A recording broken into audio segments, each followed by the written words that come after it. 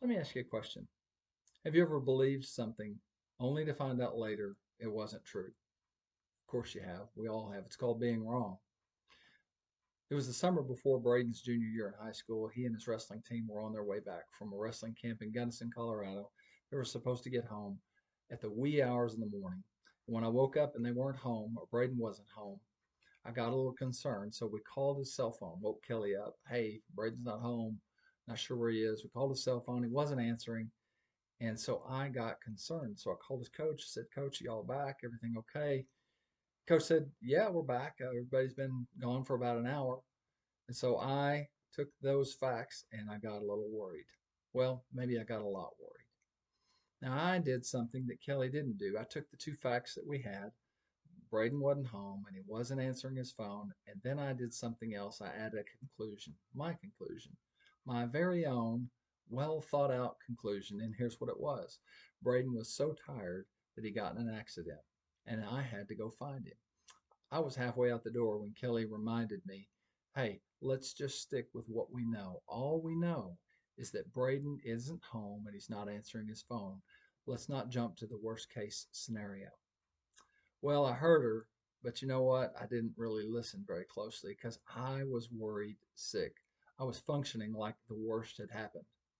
I was between Auburn Road and Wanamaker Road on 61st Street when she called me and said, Braden's fine. I just heard from him. Here's what had happened.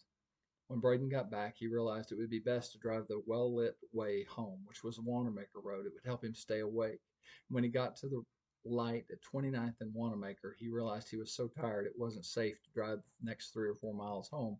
So he pulled into a parking lot in an apartment complex, crawled in the back seat of his Toyota Camry, and went sound asleep.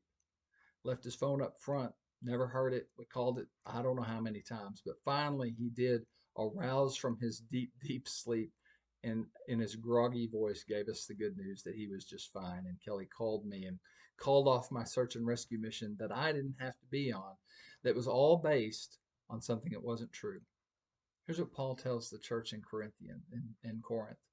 2 Corinthians chapter 10 and verse 5. He says this: We're destroying speculations and every lofty thing raised up against the knowledge of God. Now listen to what he says next. We're taking every thought captive to the obedience of Christ.